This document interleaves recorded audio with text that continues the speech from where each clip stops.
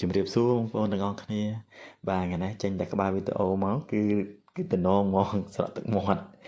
បាទជីកាត់ការស្វែងយន្ទីទៅឃើញស្វែងយន្ទីហើយនឹងអាក្លិនវាហ្នឹងគឺឈ្ងុយតែម្ដងដាក់ចតមតមតាន់ទេរត់ទៅរកស្វែងយន្ទីខ្លួនឯងគឺ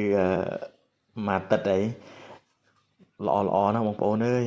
ទៅភ្លៀងសើមិញហើយទៅថ្ងៃនេះយើងមកដល់មកបេះគឺមើលទៅតំណងហ្មងផោហ្មងជាពិសេសមានពណ៌រាងលឿងតិចបងប្អូនផ្អែមហ្មងណាផ្អែមឆ្ងាញ់ណាហ្នឹងហើយអានេះពូជនឹងពូជអីទេអ្នកដាំមុនហ្នឹងក៏អ្នកដាំឯងហើយមួយអាទិត្យហ្នឹងគឺវាជ្រុះច្រើនមែនតើចឹងហើយ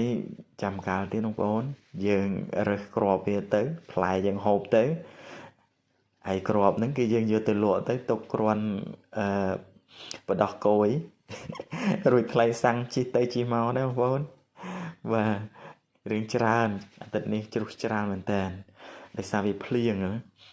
ហើយវានៅសក្តឹបទៀតដែរបងប្អូនសក្តឹបច្រើនទៀត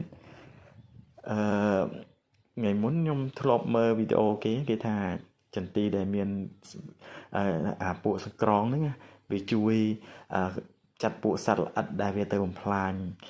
ចន្ទីអញ្ចឹងគេភាគច្រើនគេថាអ្នកដាំចន្ទីគេឲ្យដាំឲ្យមានចាំសង្ក្រងនៅនឹងដែរអញ្ចឹងណាបងប្អូនអាហ្នឹងខ្ញុំមើលតាមគេទេបងប្អូនអាហ្នឹងហើយអញ្ចឹងយើងកុំរងចាំយូរយើងយកចន្ទីយើងមកលាងទឹកឲ្យស្អាតដើម្បីយើងបន្តដំណើរយើងទៅមុខទៀតថ្ងៃកុំឲ្យអាការឃ្លានហ្នឹងវា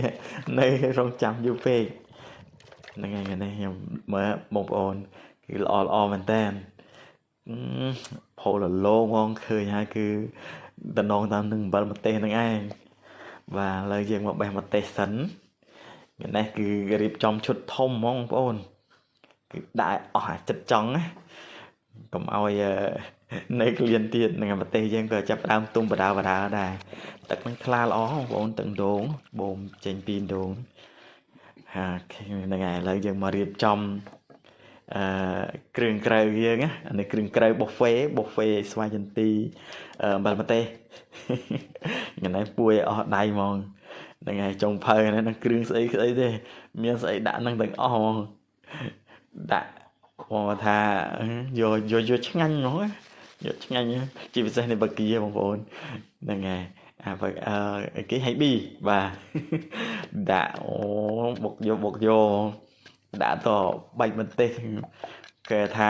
ដាក់ទៅហឺតផងអីផងហ្នឹងមិនថាជាតិទេបងប្អូនហ្នឹងហើយចាំមើលតាមអំបិលម្ទេសហ្នឹងក៏ដឹងតែជាតិដែរតំណងមែនតើបងប្អូនអើយនិយាយផងស្រក់ទឹកមាត់ផងនេះបងប្អូនហ្នឹងហើយទាំងស្វាយចន្ទីហ្នឹងទាំងអំបិលហ្នឹងគឺឃើញហើយនឹកដឹងទៅញ៉ាំទៀតហើយឥឡូវអានៅសល់យកមកទុកក្នុងទូទឹកកកហើយចាំមើលតែនឹកឃើញឃ្លានគឺបុកអំបិលម្ទេសថែមឥឡូវយើងមកសាកទាំងអស់គ្នាមកបងប្អូនរសជាតិយ៉ាងម៉េចដែរតែធានាឲ្យបងប្អូនគឺឆ្ងាញ់ហ្មង10លើ10ហ្មងស្វាយចន្ទីហ្នឹងគឺផ្អែមហើយវាអត់មានចិត្តយើងញ៉ាំច្រើនក៏វាអត់ស្អីគេស្អាកណាញ៉ាំឆ្ងាញ់ហ្មងឆ្ងាញ់មែនតើហើយសក់ទឹកល្អប្រហែលជាចន្ទីទឹកឃ្មុំហ្នឹងបងប្អូនផ្អែមរសជាតិផ្អែមឆ្ងាញ់ហើយឈ្ងុយញ៉ាំថាដាក់មួយម៉ាត់ហើយគឺដឹងតែមួយម៉ាត់ទៀតហើយត្រូវនឹងអំបិលម្ទេសទៀតថាហិលចិត្តតែម្ដងបងប្អូនស្រក់ទឹកមកបងប្អូនហ្នឹងហើយថ្ងៃនេះមានតែប៉ុណ្្នឹងហើយបងប្អូនអរគុណច្រើន